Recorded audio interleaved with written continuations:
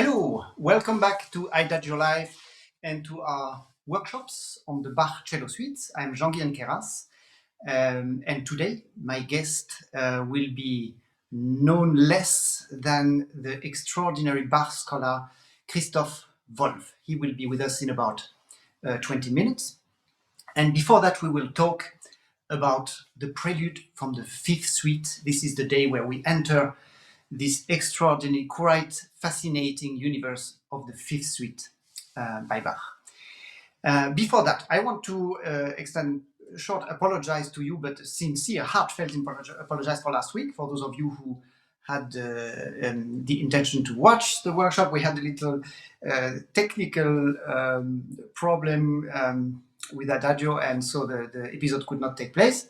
And I want to say that Vito Juraj, the composer, the Slovenian composer who was going to be my guest, will be, of course, my guest. He will be back in a future episode, probably in January.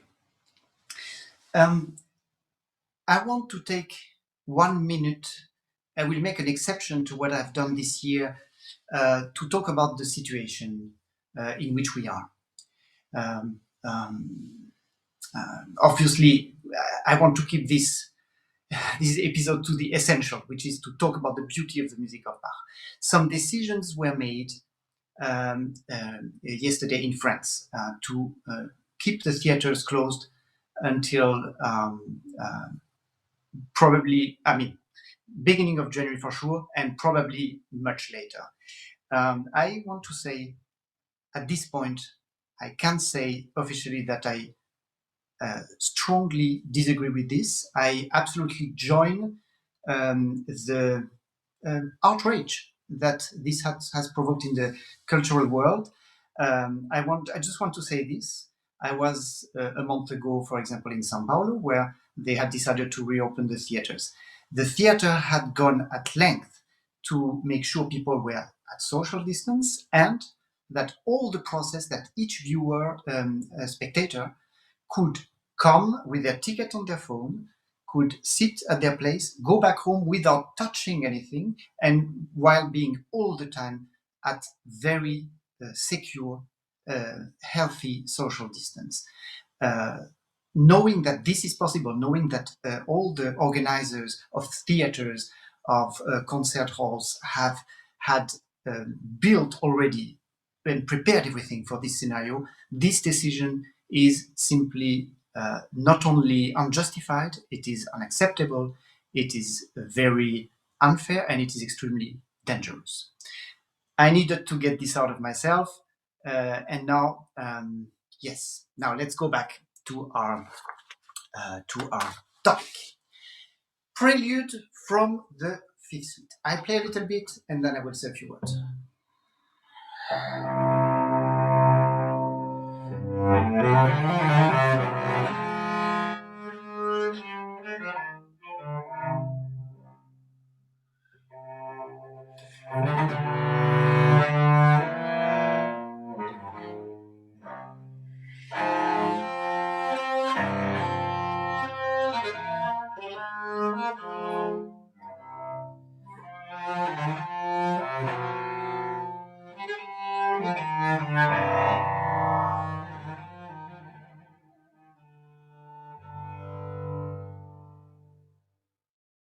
I will stop here for now.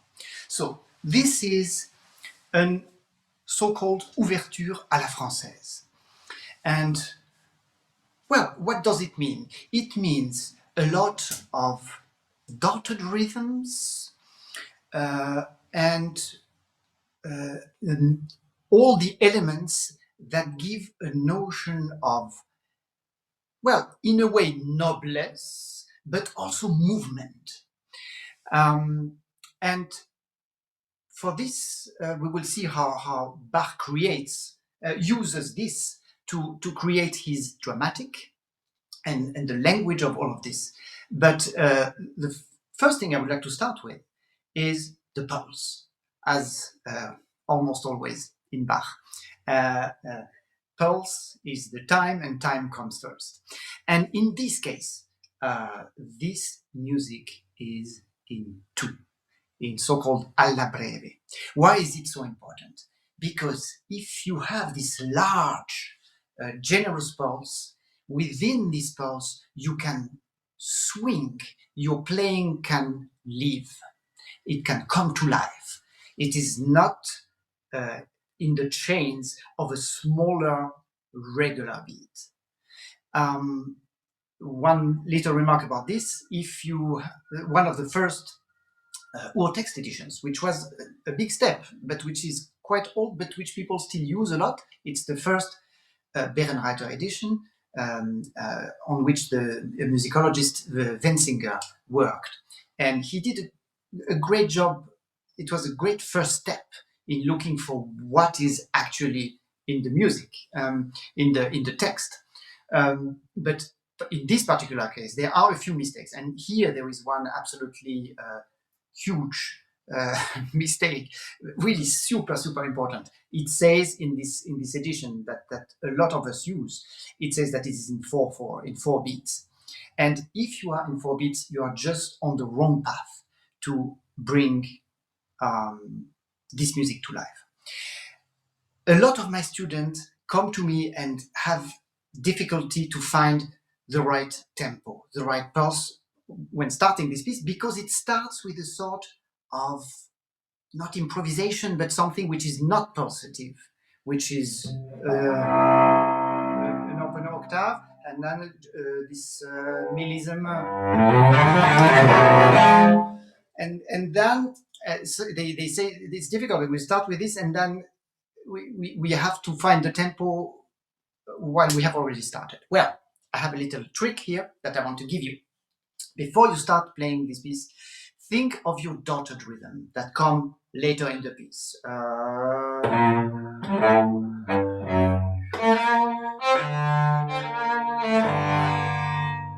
Because this dotted rhythm, there is a tempo that feels right.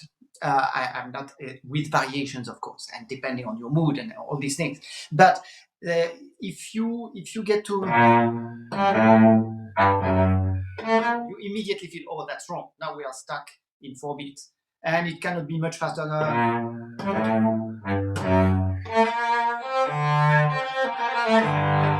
So once I have this in me, before I start playing,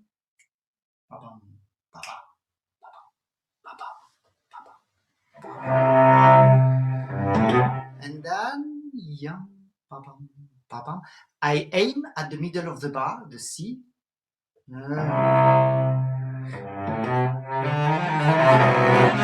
And then I accelerate the 16th note because that's what the music asks for, to that this movement that we are, sort of whirlwind. And this acceleration enables me to arpeggiate the very dramatic accord of the second bar. That was the trick for those of you out there, my friend cellists. Now, I will come back to the music itself. Bach immediately sets the stage within the first 2 bars by creating this feeling of extremes. The first accord is just octave, which some people like to describe it, say that's the interval of emptiness. One can argue about this, but this is something there is a certain neutrality about it. And in the second bar, he actually brings us to the most dramatic interval and dissonant interval that one can play on the cello, which is there is the tonica and a diminished 7th chord on top, which is totally dissonant to the pedal C. So he couldn't have reached a stronger contrast. And this immediately we know, okay, this is going to be a dramatic piece with very, very strong contrast. After doing this,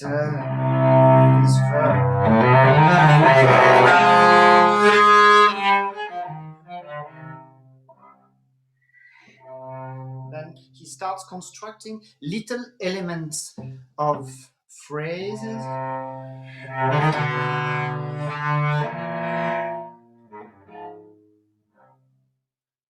modulation to F minor. He does the same harmonic steps in a more dramatic way over 4 strings. At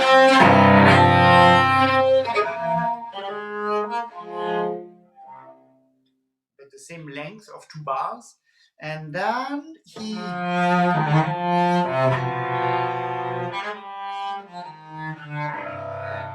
time 3 bars instead of 2. That brings us, for the first time, we leave the pedal of C to reach G dominant. And from there, we are going to go to other dramatic events.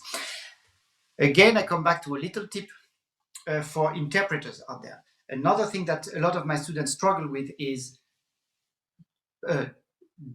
double dotting or not double dotting. Playing this when there is a rhythm, quarter note plus 4/16 note with a slur note. That's technically written like this. So you don't want to play like this. You don't want to play just mathematically as is written here. And then some students say, well, but if I double dot, it gets also very cut. Exactly, that's the point. So what you should do, what you should keep in mind, is that the fact that you are really in tune, in alla breve, that you want to you can swing freely within this large beat, which means you don't have to be double dotted, like twice as fast, or exactly mathematically as printed, because none of these are really alive. What you want to have is something that feels right for you in the moment of how do you want to bring us from here. Focus on these main notes, and the little notes in between, they are smaller notes, and therefore in the hierarchy they are, how can I say, they are there to help the main material. So they should bring us from one note to the next and experiment what's possible. And the last tip I want to give, don't stop too much. Stop and come back in the bow, but try to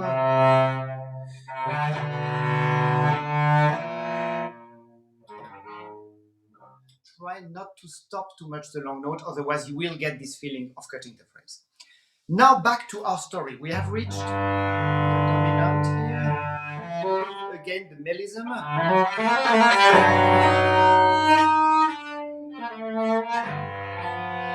So we start with the same material, but as you see now, we go on in a much longer phrase with one dramatic accord following the next. Very dissonant.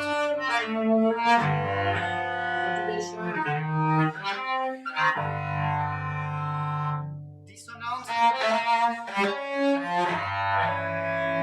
Diminished chord, anyway quite dramatic. Now we finally reach a normal chord, F minor. The bass comes and calms us down in a way.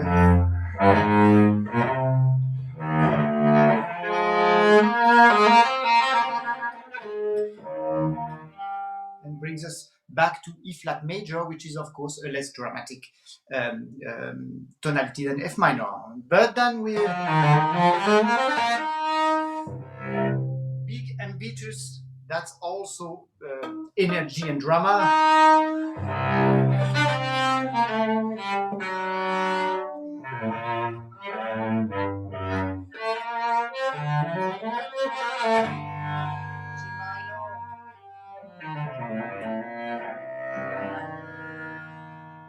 Also a dissonant chord.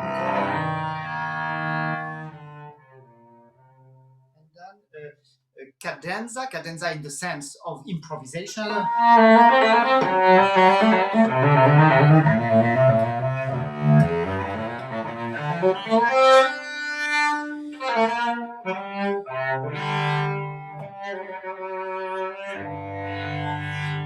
And we finish this introduction in G, which is our dominant. And now comes the interesting part. We will play now, we will have our only fugue by Bach for solo cello. So we, as you can imagine, we cherish it more than anything. And of course, we are aware that this is a very modest fugue if you compare it to all the fugue of the Wohltemperierte Klavier, of the Kunst der Fuge, and even of the C major fugue from the violin sonata, for example, which is a monument. And this one is much more modest. But this is our fugue. We love it, and I see so much beauty and in it. And so I will not let myself be disappointed by its relatively modest size. Now, as much drama and as much movement the introduction had, the prelude, if remember that a fugue for Bach is I have a material, I work on it, I work on it, I reverse it, I do all these things, and at the end, this has brought us to something bigger, to something more ambitious. So the reason I say this is that for you performers out there, rather start in a quite objective way. Don't put too much drama at the beginning of your fugue. You've had plenty of drama in the introduction. So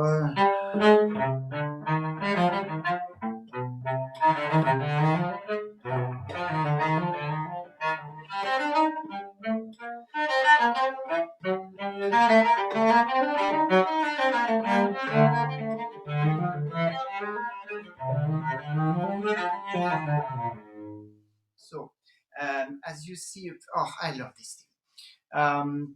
A little suggestion for our French cellist: play on the duality of this sujet contre sujet, the sort of answering pattern between the upper voice and the other voice, which sort of brings the dialogue.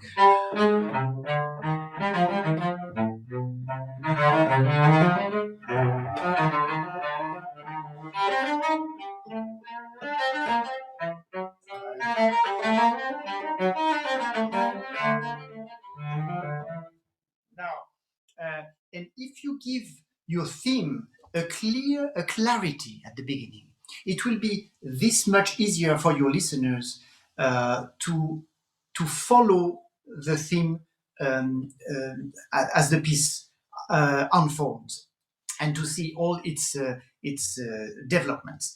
Now we reached a little cadenza here, and then we have a transition, like there will be quite a few. Also working on duality, lower voice. That was a very short 4-bar transition. This I like because the upbeat of the fugue. So I think the G in the bar before the A flat is already the upbeat. Now, I love to see how Bach starts working and knitting, so to say, his theme. First time now that what was our, I will call it the A voice, the upper one, and this is B, A, B. Now, for the first time, the point that we reached now, A is under B, B is on top.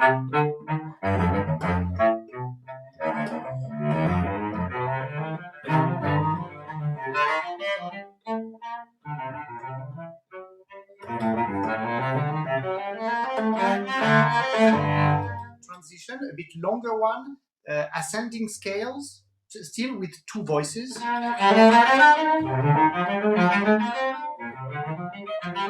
Descending scale.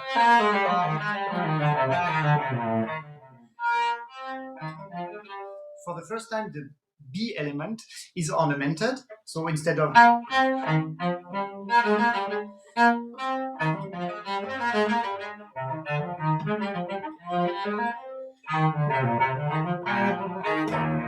hemiola.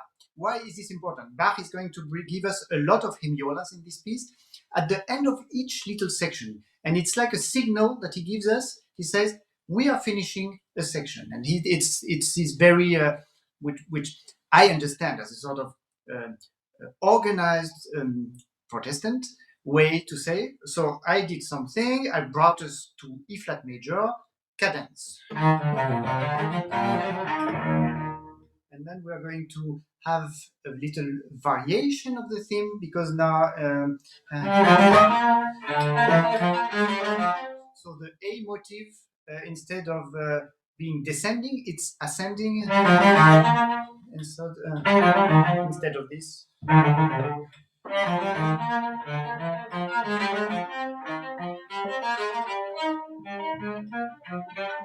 Here, for the first time, the B element, which was the answering element, is playing, so to say, by itself.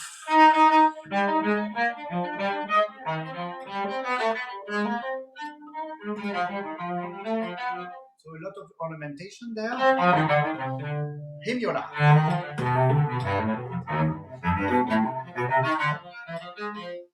Here, I love this passage because we have the B element, but except it's here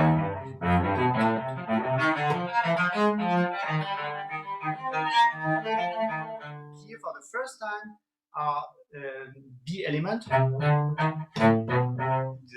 the answering element, is reversed, is going down and ornamented. But so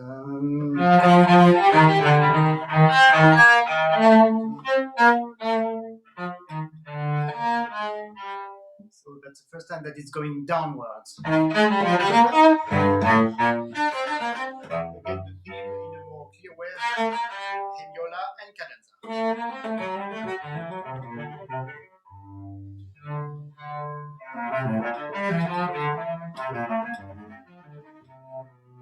So here we enter a phase where Bach lets us look for something, we don't know what.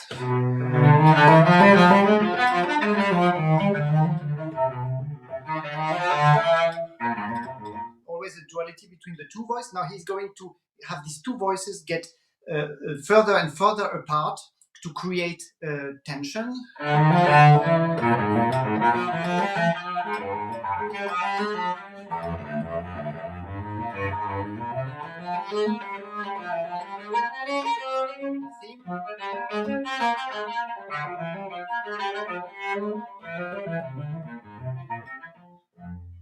I love this place.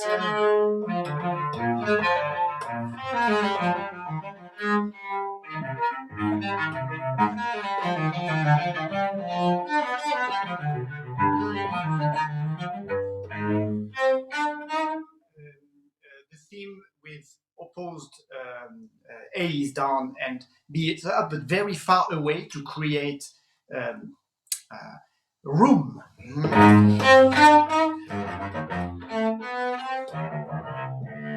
Now a sort of improvisation because going against the beat. And now a lot of B.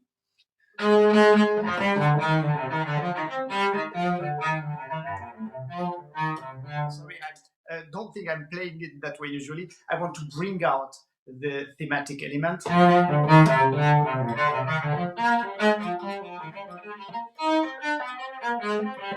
Stretto, that means instead of every 2 bars, the descending B is coming every bar. And then an extension, that means suddenly my B, which is going to be the slower voice, our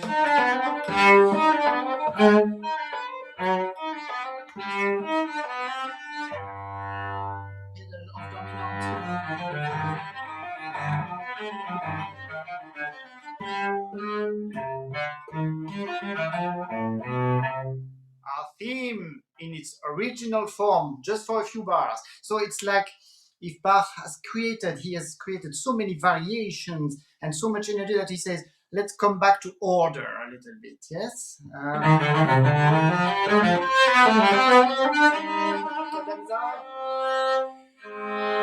Broken cadenza, that means it's not the bass we expect here. In order, of course, to create, to prolong our story, not finished.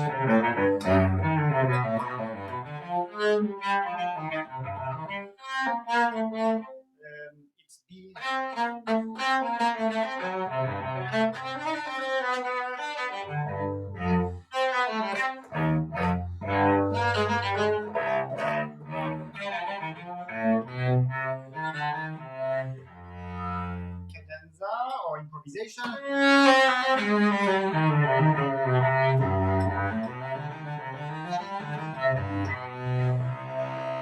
final pedal of C.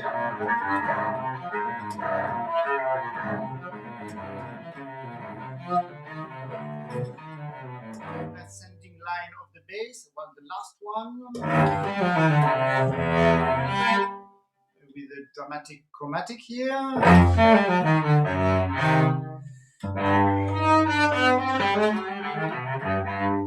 cadence, as you can see, he is again suggesting the chaos that we had at the beginning of the prelude by having slurs that are against the beat. And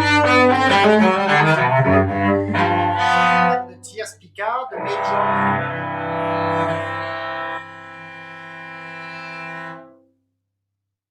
So it's extraordinary that despite its relatively modest size, this fugue already fills us with the feeling of accomplishing something. I am horribly late. I tried to be quick, but now is the time that you have all been waiting for, that we are going to be able to talk to our guest, Christoph Wolf. Dear Christoph, are you there? Hello? I'm there now. Oh, yes. Dear Christoph, first of all, I apologize for the little delay. It is, so I will make my introduction short. This is such a dream come true for me that you are joining us for this, in this series. Because all my guests, it has always been about giving us perspective on the Bach suites, because I'm doing the little kitchen stuff, talking about analytical details and things like this, and I think no one on this planet has more sense of perspective on Bach's life, on Bach's work, than you do. And therefore, let me shoot the first question. Could you tell us in a few words what is the place of the cello suite in the creation of in the creation of Bach, and also about the context? How do you see our cello suites, which are so dear to us? First of all, thank you, Jean-Guihen, for inviting me to your workshop. I'm very pleased to be here. But it's not so easy to define the place for the cello suites. But let me do it in a few words. First of all, they were written or actually completed in Köthen during the 5 years Bach was there at this little court in a tiny principality, politically completely irrelevant, but economically doing quite well. And Bach had a lot of time. His contract didn't really specify lots of duties. The principal duties were in December, namely for the birthday of the prince and for New Year's. So he basically had 11 months without any scheduled activities. And we find him to focus on instrumental music in a general sense, because there were very little activities for vocalists. The court capella contained only 2 singers, so he could focus on instrumental music. And he had an ensemble of exquisite expertise, because the prince in Köthen had hired all the musicians that were fired from the Berlin court in 1714. So these were excellent musicians. And, for example, the Brandenburg Concertos were written for them, and Bach focused on things that had not been done before. If you start with the Brandenburg Concertos, there were lots of concertos that Italian and German composers had written, but none had dared to come up with scores for, say, 3 violins, 3 violas, 3 cellos, and continuo, or for trumpet and recorder and violin and oboe. The combination of things were just unprecedented, and Bach could focus on new kinds of instrumental sounds. And he also, of course, was primarily a keyboard virtuoso. So what we find in his projects in Köthen, he wrote the Well-Tempered Clavier, preludes and fugues in 24 different keys. So he opens up the tonality that nobody had ever opened up before in such a way. So he wanted to make people feel comfortable on the white and black keys equally. And he also wrote the inventions and symphonias, the inventions for two hands, so that you could really display polyphonic texture, for the left and the right hand.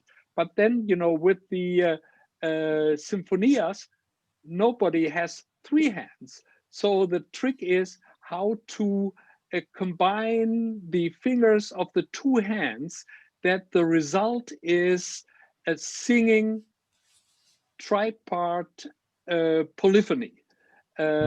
So, this is, again, unprecedented. And he now turns to, the string ensemble with the leading instruments in the melody line, the discant instrument, the violin, and the cello, the bass instrument, and explores what can be done with it in order to really exploit the potential of these two instruments. And Bach's sense for experimentation is really demonstrated in the pieces for solo violin and for unaccompanied cello. And we also need to see them as complementary. In the violin solos, he refers in the autograph score to it as libro primo, as the first book. And then there is the second book. We do not have an autograph for the cello pieces, but it's clearly meant to be the second book. These were pieces that were not exercises, but Bach was aiming for pieces that would be meaningful musical pieces of an autonomous instrumental design. That means you do not miss an accompaniment if you hear just the violin, or if you hear just the cello. So in a way, the place for the cello suites is this context of working for instrumental combinations, either combinations with lots of instruments, as in the Brandenburg Concertos, or singling out an individual instrument like the cello and the violin, and pretend they can do everything even without accompaniment. They can. Yes, they can. That's what he demonstrated. Exactly. Christoph, I would have a question now more specifically about the Fifth Suite, which I know you told me this morning when we prepared this show that you love it particularly. It's in C minor. Is it so? Would you say that with Bach, like people say about Mozart, that he had a special, even though he wrote anyway for 24 different keys and all these things, but would you say that he had a special relationship to certain keys, that he's using C minor in other major works in a certain way that is consistent with this sort of more dramatic atmosphere that we have in the Fifth Suite here? Well, it's certainly true that he had an understanding of certain characters of keys. I mean, it is no coincidence that the concluding choruses of the St. Matthew Passion and the St. John Passion are in C minor. I believe, however, that in the cello suites, he is considering something else, which you have hinted at, but not really defined in the way I would do it. Namely, he is juxtaposing C major and C minor. We have two pieces which are based on the lowest open string of the violoncello. And he approaches the keys in two different ways. I mean, the C major, so in a linear way, he describes the tonal space that he will fill, in measures 3 following. With the C minor suite, he is starting with the open octave. He is starting with a unison. So you only hear C. You do not yet know whether it's minor or major. It happens. And he is building the piece with emphasis on vertical sounds.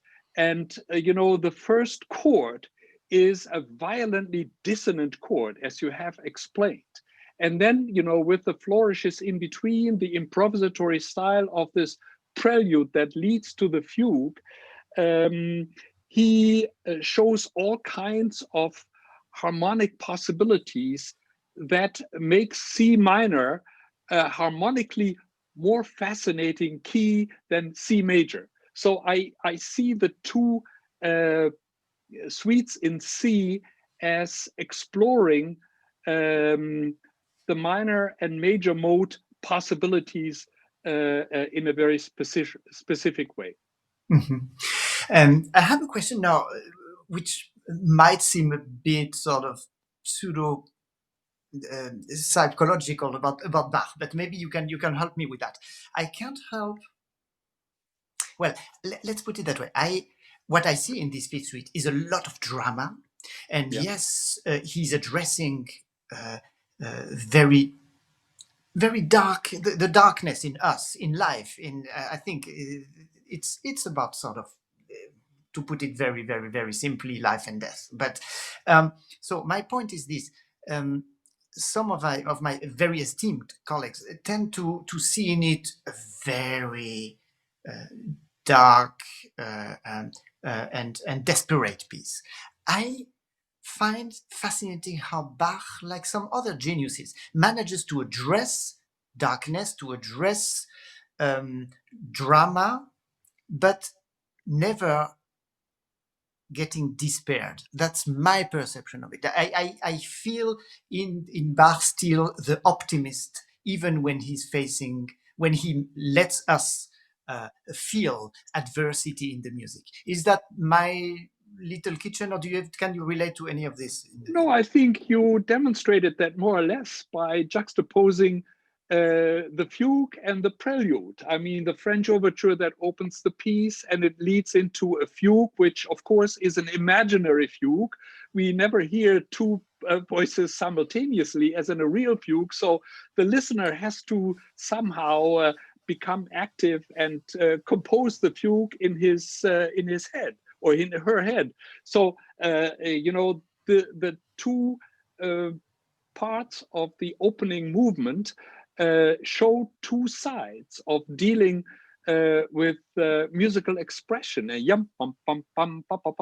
It's an energetic kind of fugal subject, which is very different from, the dark atmosphere that the composer displays in the initial measures of the prelude.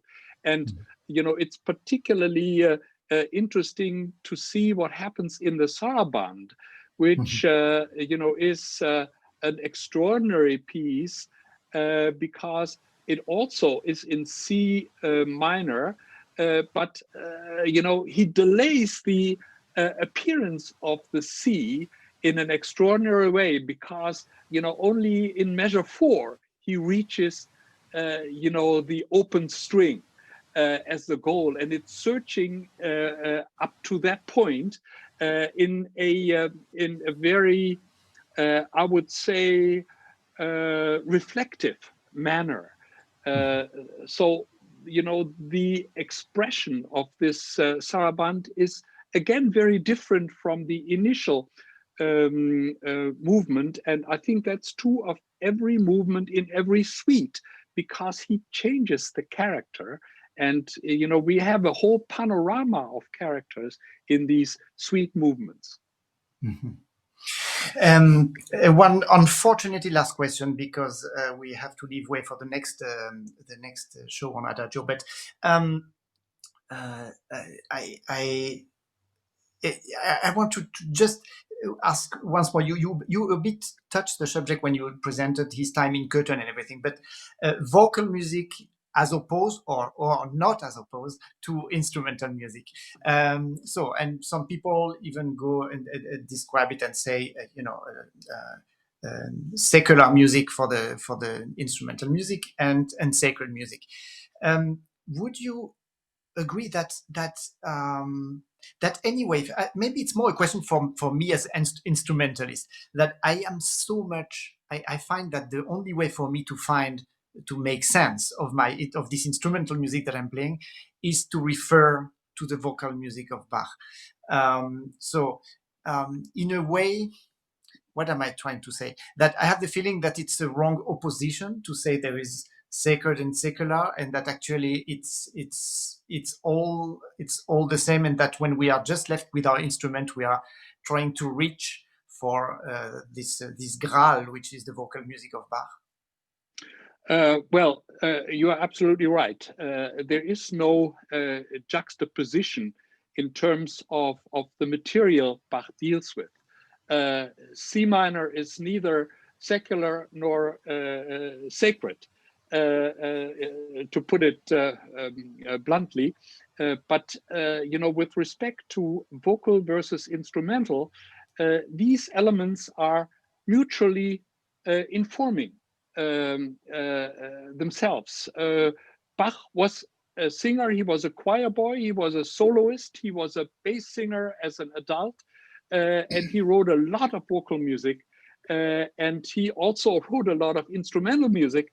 And I think Bach's vocalists are supposed to learn from instrumentalists, but his instrumentalists are supposed to learn from the specific qualities of vocalists. I mean, in the preface to the Inventions, he says that they should inform the player to develop a singing style of playing. Mm-hmm. So, this is an important aspect. Bach is constantly trying to improve the quality of performance. And, the quality of performance depends very much on what you hear and what you project. And if you are an instrumentalist, you have to keep the qualities of a singer as a model. And for a virtuoso passage of a singer, the singer needs to keep in mind what instruments could do. So the two aspects in music making and in music composition are mutually dependent on one another. Wonderful. That's exactly what I wanted to hear, and I wanted our viewers to hear. Dear Christophe, thank you so much. I am so grateful that you took the time to be with us tonight. And everybody, I wish, I was going to wish you a nice end of the year and everything, but actually next week I will be here again with the Allemande of the Fifth Suite. And this time my guest will be Chris Bezuidenhout, the pianofortist. And yes, until then, stay healthy. Give him my best, he's a good friend. Oh, yes, I will, dear Christophe. Thank you so much, Christophe. Thank you, everybody. See you next week. Bye-bye. Very pleased.